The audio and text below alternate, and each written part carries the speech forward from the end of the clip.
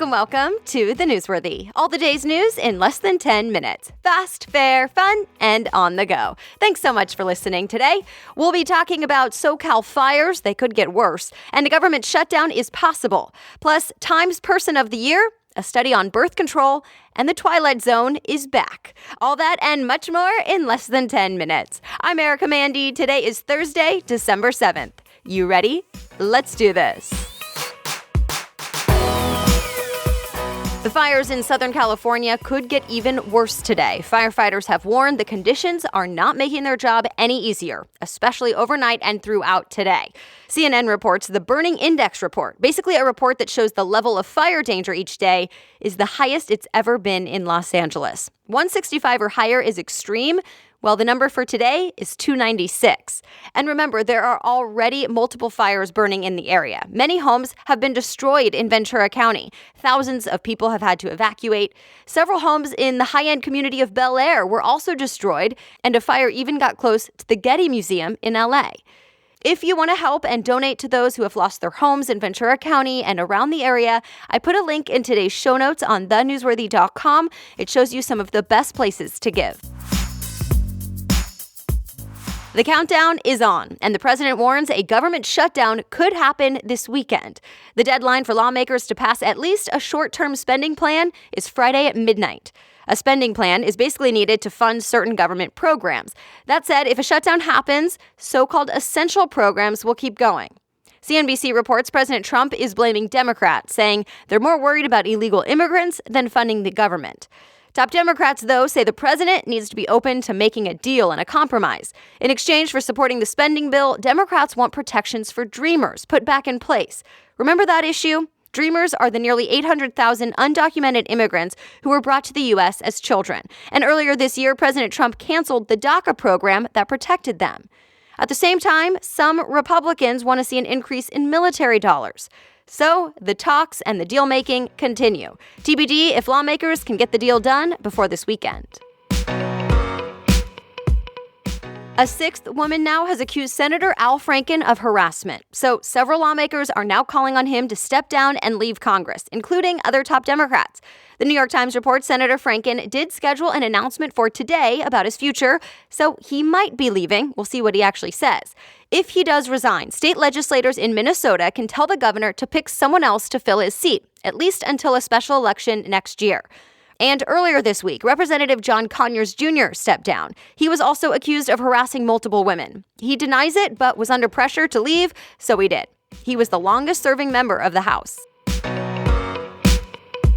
Time has announced the 2017 Person of the Year, but it's not really a person, it's a group of people. Titled The Silence Breakers, the women and men who decided to speak up about their experiences with sexual harassment and assault.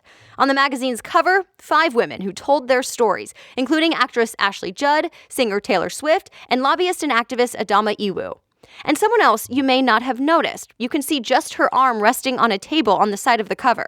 Time says it's a woman who wanted to remain anonymous, who felt showing her face would risk her livelihood. And her arm is also meant to represent all the people who have not come forward yet or are too scared of retaliation. Inside the magazine, Time spoke with more people for this story, some well-known like Terry Crews, Selma Blair, and Megyn Kelly, and some people who are not well-known. And that was the point, to show everyone can be affected by this. All right, other things people may be talking about today. A new study found hormonal birth control can increase your risk for breast cancer. And the longer you use birth control, the higher the risk. So for women who used it 5 years, this study said your risk goes up 20%. NBC News reports the study found the risk is still there, even with newer, lower-dose birth control pills. But don't worry too much. Scientists say the risk is still small, and some doctors say there's even evidence that the pill can actually reduce your risk for other types of cancer, like ovarian cancer. So it goes back to what we've all heard before: weigh the benefits and the risks with your doctor. UFC champ Ronda Rousey may move to the WWE. In other words, she'll go from mixed martial arts to the wrestling world. USA Today reports Rousey is finalizing the details of the deal. A couple years ago, she was really the face of the UFC. She had 6 straight wins, but her career took a hit when she had 2 surprise losses. Now, she may be making the big move to wrestling. If you have an Apple TV or an iPhone 10, you should now be able to watch Amazon Prime Video on those devices. TechCrunch says that will likely also mean Apple TV will soon be available to buy from Amazon. The Twilight Zone is back, or at least it will be back. The Verge reports a revival of the old science fiction TV show will be coming to CBS All Access. That's CBS's version of a paid video streaming service. It's the same service that has exclusive rights to the series Star Trek Discovery. No word yet on exactly when the new version of The Twilight Zone will be released or who will star in it, so stay tuned. All right, this is for you, Game of Thrones fans. Your favorite series is coming to the big screen. But not for a movie, just a repeat of an episode from Season 7. Mashable's guess? HBO wants to distract you while you wait a while for the final Season 8. There will be 8 screenings in 3 cities, New York, Chicago, and LA, and it will show the most action-packed episode of Season 7. The first screenings start next week in New York City.